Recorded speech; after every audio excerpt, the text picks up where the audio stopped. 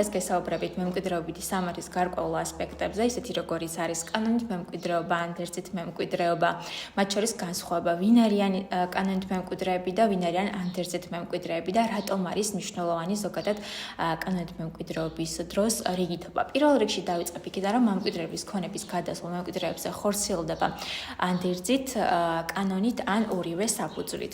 კანონით მემკვიდრეობა მოქმედებს იმ შემთხვევაში, თუ მოანდერძეს არ დაუტოვებია ანდერძი, ან ეს ანდერძი შეეხება ქონების ნაწილს, ან ეს ანდერძი ნაწილობრივ ან მთლიანად ცნობილი იქნა ბათილად. კანონით მემკვიდრეები არიან პირები, რომლებიც ცოცხლები არიან მემკვიდრეების გარდაცვალების მომენტისთვის, ასევე შვილები, რომლებიც ცოცხლად დაიბადებიან მისი გარდაცვალების შემდგომ. აქ უნდა განიმარტოს, რომ ზოგადად ჩანასახს აქვს მემკვიდრეობის უფლება და მისი განხორციელება დამოკიდებულია მის ცოცხლად დაბადებაზე. ანდერძით მემკვიდრეები არიან პირები, რომლებიც ცოცხლები იყვნენ მემკვიდრეების გარდაცვალების მომენტისთვის, ასევე პირები, რომლებიც ჩაისახნენ მისი ცოცხლში და დაიბადნენ მისი გარდაცვალების შემდეგ, თუნდაც ისინი არ იყვნენ მისი შვილები. ანდერძით მემკვიდრე შეიძლება ასევე იყოს იურიდიული პირი და ცხადია იგი სამკვიდროს გახსნის მომენტისთვის მოწვეულია ხოლმე პროცესზე. დავიწყოთ რიგითობა. პირველი რიგის მემკვიდრე არიან მშობლები, შვილები და მეუღლე, ასევე ნაშვილები და მათი შთამომავლები, გათანაბრებულები არიან ბიოლოგიურ შვილებთან. შესაბამისად, ბიოლოგიური მშობლებისგან და აღმოვალი ხაზის ნათესავებისგან ისინი ვეღარ მიიღებენ კანონით მემკვიდრეობას.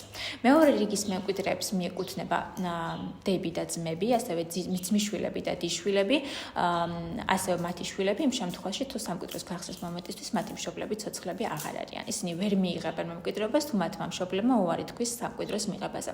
მესამე რიგში მოიაზრებიან ბებია, ბაბუა, მათი მშობლები, როგორც დედის მხრიდან, ასევე მამის მხრიდან. მეოთხე რიგში გათვალისწინებულები არიან ბიძები, დეიდები და მამიდები, მეხუთე რიგში ბიძაშვილები, მამიდაშვილები და დეიდაშვილები, ხოლო თუ ეს უკანასკნელი ცოცხლები აღარ არიან, მათი შვილები. რატომ არის რიგითობა ასეთი მნიშვნელოვანი? პირველ რიგში იმიტომ, რომ თუ კი არსებობს პირველი რიგის მემკვიდრე, როგორიც არის მაგალითად მეუღლე, დედმამა, შვილები, მაშინ გამოირიცხება მეორე რიგის მემკვიდრისთვის ქონების გადაცემა.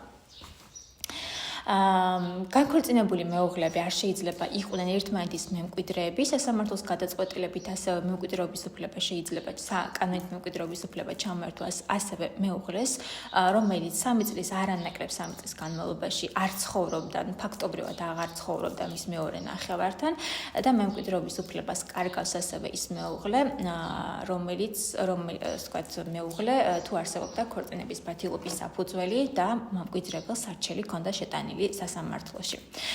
იმ შემთხვევაში, თუ არც კანონით მემკვიდრეები არ არსებობენ, არც ანდერძით მემკვიდრეები არ არსებობენ და მემკვიდრეებმა უარი თქვეს მემკვიდრეობის მიღებაზე, ასეთ შემთხვევაში ეს ქონება ითვლება უმკვიდრო ქონება და გადადის სახელმწიფოს საკუთრებაში. ხოლო თუ მემკვიდრებელი მოხუცთა, ინვალიდთა, სამკურნალო აღმზრდელობით და